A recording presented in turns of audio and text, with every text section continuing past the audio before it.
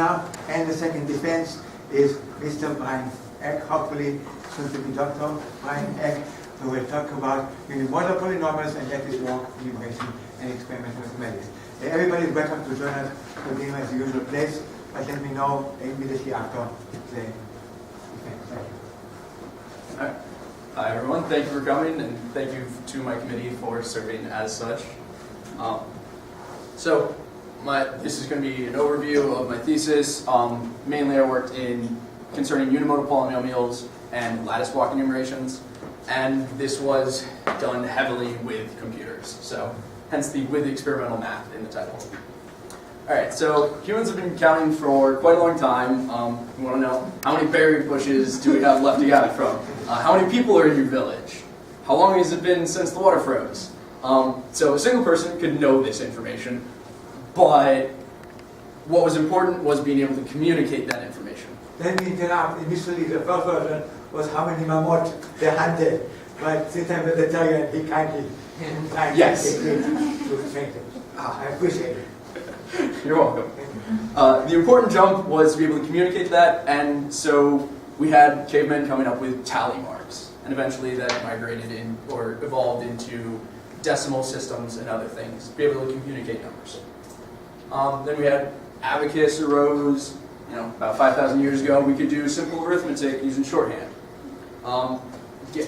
Classic tale of Gauss's busywork problem, trying to sum from 1 to 100 in 1700s. He was able to quickly do that busywork and not prove his teacher wrong, but show his teacher, hey, I'm better than you.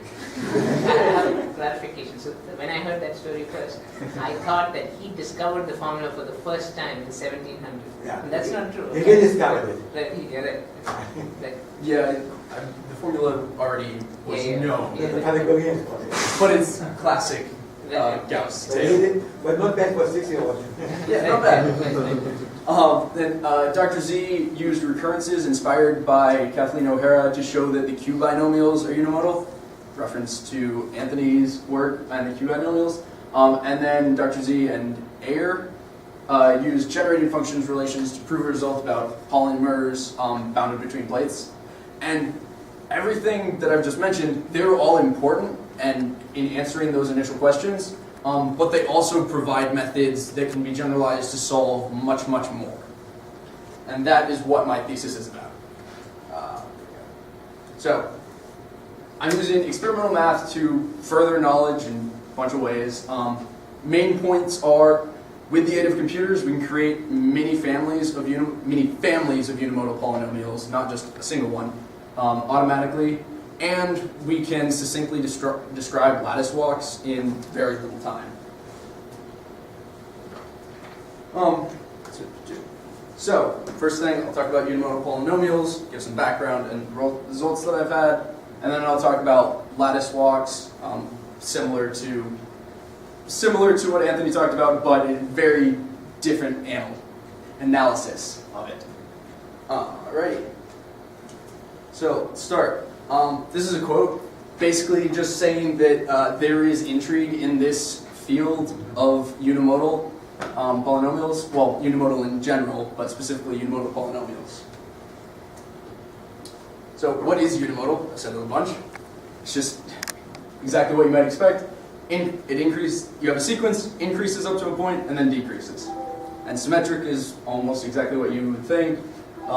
The first and last elements of the sequence are the same, the second and last are the same, and so on. So, quick examples of unimodal and symmetric. The symmetric polynomial is not unimodal because it decreases and then increases several times. Alright, so, check out these awesome functions. All of them are not only actually polynomials for any integer n, they're also unimodal. First two, yeah, you can figure that, you can prove that pretty easily. P3, P4, P5, that's a little bit harder to deduce that they are unimodal. And there are these as well. Again, Q1 is pretty easy. Q2 and Q3 is, you might not even think it has real coefficients, for some values there, but if you break it down and consider n mod 4, you can simplify it and at least see that it has real coefficients. Sorry, go back to the previous slide. Is there any reason you have like a 5/2 for factor out in front of the Q2? Or the over 2, you could get rid of that and it would still be unimodal. The 5/2, no, it's just how it was procedurally generated. It just happened to have that constant there. So unimodal is useful because you can easily search for the global extremum, and if it's probability distribution, you can get certain approximates for how far a value is from a mode or the mean using Gauss inequality or VP inequality. Some other notes just to go over quickly. Generated polynomial is real rooted if all its zeros are real. The sequence is log concave if it satisfies this. Log concave comes from if you take the log of both sides, that it's saying this side is at least the average of the two sides, so concave. Then lemma here, if a polynomial is real rooted, then its sequence of coefficients is log concave. And if something's log concave and positive, then it's unimodal. So that could potentially be something to use. But what I was interested in are the q-binomial polynomials. And I'm going to write them as this. They're initially given as just n choose k, but I'm writing them this way to avoid the redundancy of n choose k is the same thing as n choose n minus k. So we have an explicit formula for q-binomials, and here are some examples. Sadly, these q-binomial polynomials, they're unimodal, but they're not log concave. So trying to analyze them in terms of real rootedness, log concave, that's not going to work. Sadly. Oh well. And that's it. So some history. The q-binomials were assumed to be unimodal as early as the 1850s, not until 1878. Sylvester proved it using invariant theory. In 1982, we finally got an elementary proof using linear algebra, and in 89, Kathy O'Hara finally provided a combinatorial proof of the unimodal nature of the q-binomial coefficients, and I'll explain why combinatorial is nice in a bit. But first need, definition of a partition. Anthony went over this. Same thing. Non-increasing sequence of positive integers that sum to k. So we can prove that G and K has symmetric coefficients relatively easily. Because we have an explicit form, we can show that it satisfies this recurrence relation. Now, let's interpret this recurrence relation.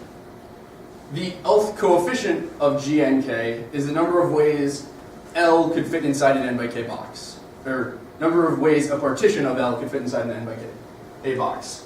Either we have a part of the partition that is maximal, k, and that's here, and then we consider a slightly smaller box. Or we don't have a part of largest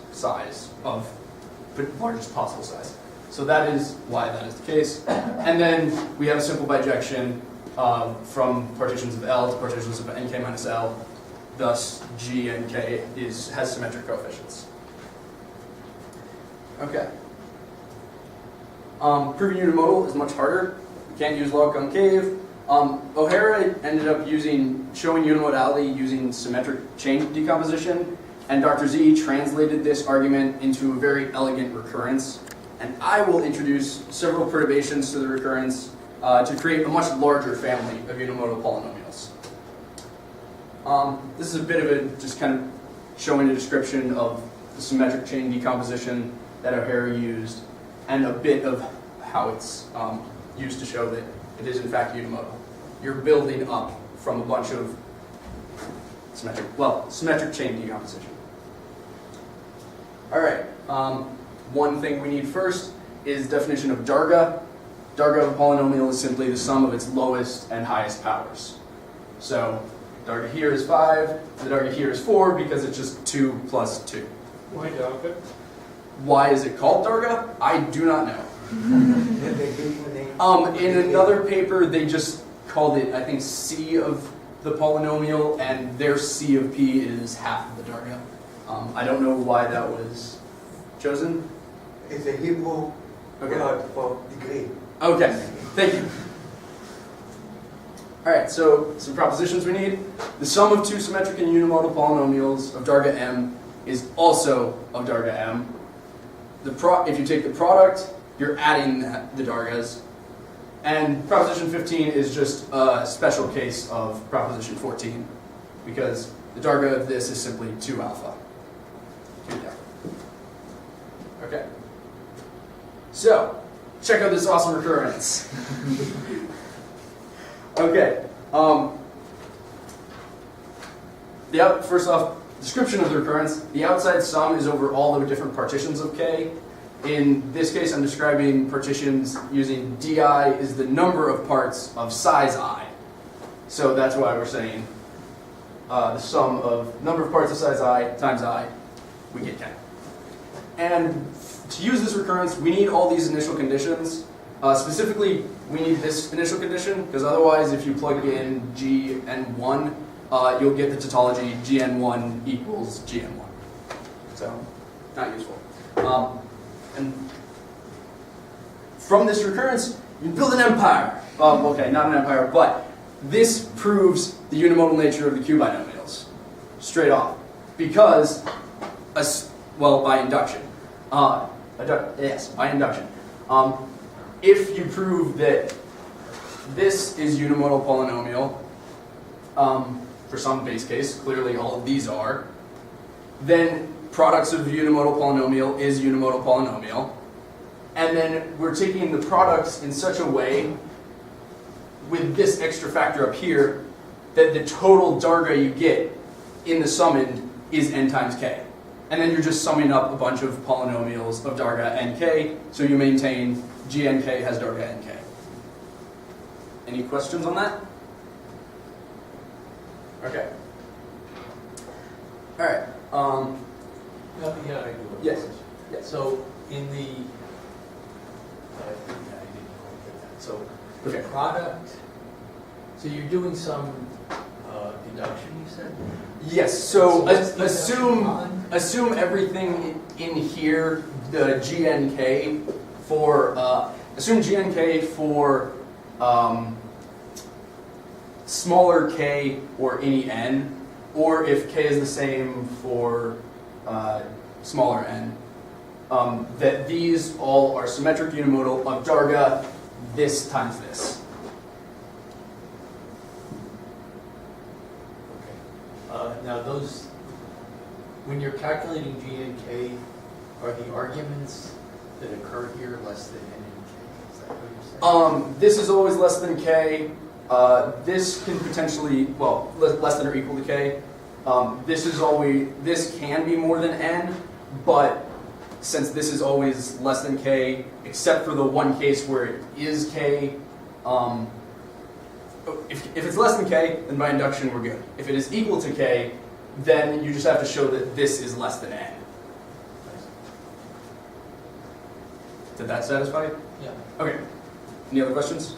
And where did the identity come from? Where did this identify? Yeah. This was a translation of O'Hara's symmetric chain decomposition.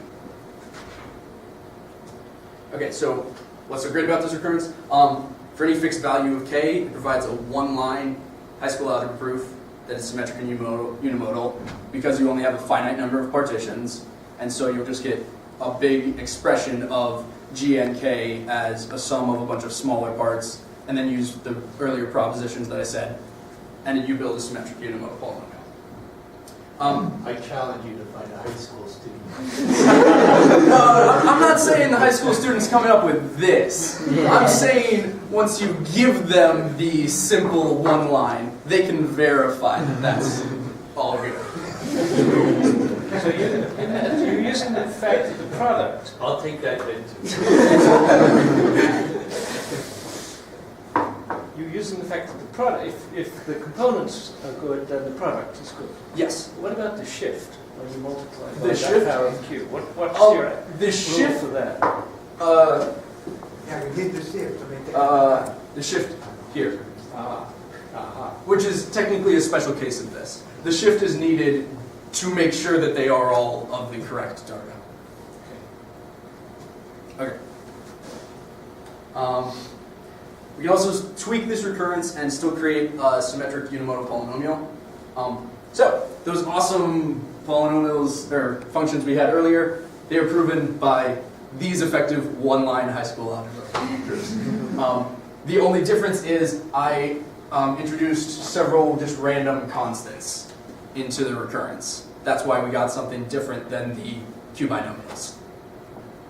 And to prove these, all you have to do, well, P1 is obvious, P2 is unimodal because P1 is, P3 because P1 is, P4 because P1 and P2 are, and so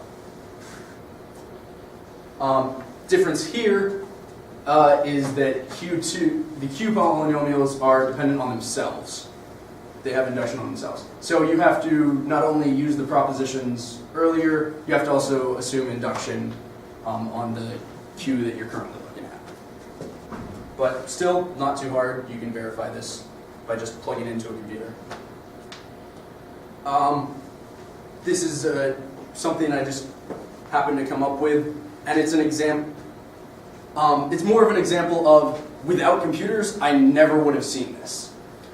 So the maximum depth of recursive calls. So if we go back to this, we have GNK calls some other GNK, G n prime k prime.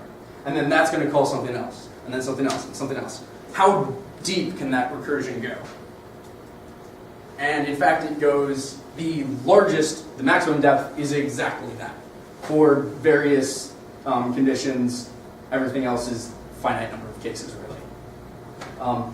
And we get that it's linear. The main thing is, I would never have seen this without computers to be able to enumerate a bunch of cases for me and try and come up with some formula for myself. So, thank you, computers. All right, what if we try to restrict in that recurrence earlier that was summed over all partitions? What if we're summing over only partitions that use integers less than or equal to some bound, p?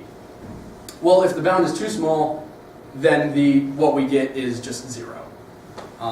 You can do that by going through everything.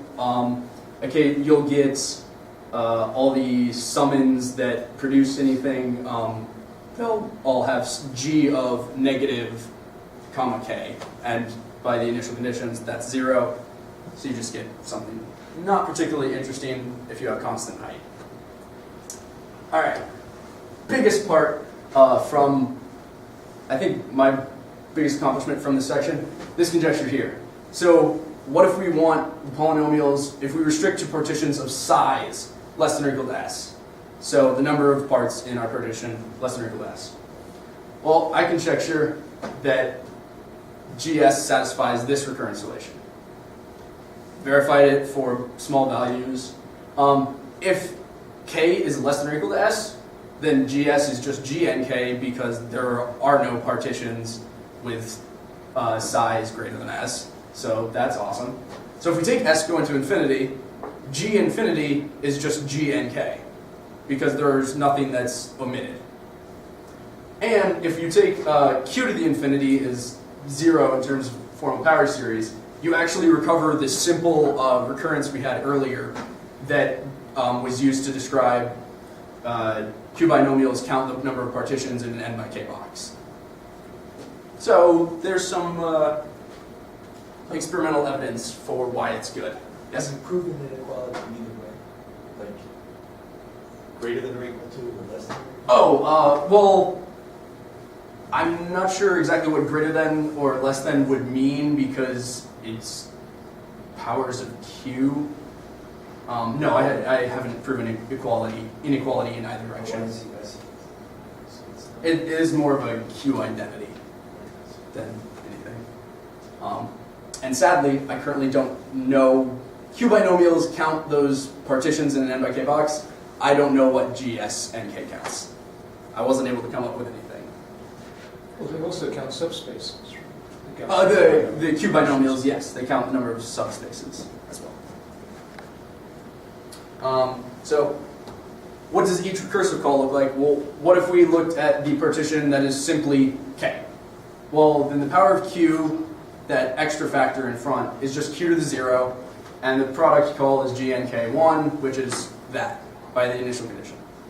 Thus, that partition kind of provides the base of gnk, 1 plus q plus all the way up to q to the nk. So if we're restricting to partitions of size 1, g1 is this, and we can verify that the recurrence relation is at least valid for s equals 1. So that's good. It's a very, very simple case, but it's nice. And in fact, this recurrence was not out of the hinterlands. It was built because I created a bunch of polynomials and tried putting it into a computer. There was some program and tried coming up with recurrences, and it managed to find a recurrence when g was 1, when g was 2, when g was 3, 4, 5, 6, and then I just was able to generalize it here. So again, another example of... Do you have a proof of this for small s? For s equals 1, 2, and 3, I have definite proofs. And a method for proving it for any finite So in s. principle, you can prove it by any s. Yes, in principle you can prove it for any s. It's just, it becomes... calculations become obscene at some point. So yes, again, computers are really useful here. So next, well, what if a partition is into size 2 distinct parts? Well, then you get this. It looks something like this. And for the special case, when it's into 2 parts the same size, you get this recurrence. Or you get that recursive call. So simply add those together, and we have G2 of nk, which, again, on the face of it, I'm not really sure why this would be unimodal, other than we constructed it in such a way that it became unimodal. And the only reason I was able to come up with a nice closed formula is because when I plugged the summoned into Maple, it happened to spit this out. I was like, yay, sweet, there's an identity that I have no idea where it came from. You should submit it to the monthly as a problem. That would be fun. I'm sure there's some way to easily decompose. Well, potentially to easily decompose this. I'm not sure. That'd be fun though. So we could explicitly construct a G3 by looking at these different partitions. So they're all the same. The smallest one's different. The largest one's different, or they're all different. And then once we have all those together, plug them in and combine them, we could verify the recurrence relation for s equals 3. And bit of a dark age in my research, I decided to do that. That took a while. But that's what you get. And good luck proving that that is in fact unimodal. But it is, by the way it was constructed. So yeah, you could feasibly do this for any finite s, but it's going to get obscenely large and annoying, so I don't suggest it. Ideally, there would be a way to interpret the recurrence combinatorially, like there was for this, but I don't have any way of doing that. I was not able to come up with anything, which kind of annoys me, because Nathan was able to come up with some combinatorial interpretation for his nested sequences, still couldn't come up with anything for this. Alright, there are many other ways we can modify the recurrence and still obtain unimodal polynomials. We can multiply the recursive call. That was how the P and Q polynomials at the beginning were constructed. We can also multiply by add these terms in, and then there's a missing term that you just have to multiply by Q to some appropriate power that is really annoying, and so I didn't, and large, and so I did not include it here. But you can introduce those, and you'll still end up with a symmetric unimodal polynomial by the same method. If C is anything other than 0, you'll get 0 for the recurrence. If C is negative, then you end up getting recursive calls to something larger and larger, so it's not defined. If C is positive, then you can't have a partition where there is a part of every single size, 1 up to k, simply by bounds. So one of these will have to be less than 0, so then the entire product is 0. So everything is 0. Could you go back? Go back to Go back a couple. Yeah, there. Yeah, no, there. Okay, so you've been showing us there are like two kinds of recurrences that occur in your slides. Yes. One are these really ugly looking recurrences that are useful because they allow you to prove unimodality, right? That's the Yes. And then there's these ones that are prettier, friendlier, but you don't know what to do with, right? So somehow there's something about switching back and forth between Somehow, these yes. recurrences. So what is the general class, if you look at the recurrences in this form, what's the general class of recurrences that kind of arise? Are they all of this GNK equals something times GN minus 1K plus something else times GNK minus 1, or can you? I mean, well, I have an infinite class that is conjectured that all look various like that from the S recurrences. There's technically an infinite class that I've conjectured. Oh, okay. So that is potentially one relation that you'll Yeah, need. they are linear, but they're good for computing, but they're useless for unimodality. No, I Yes. understand. That's what, oh, yeah. So I'm.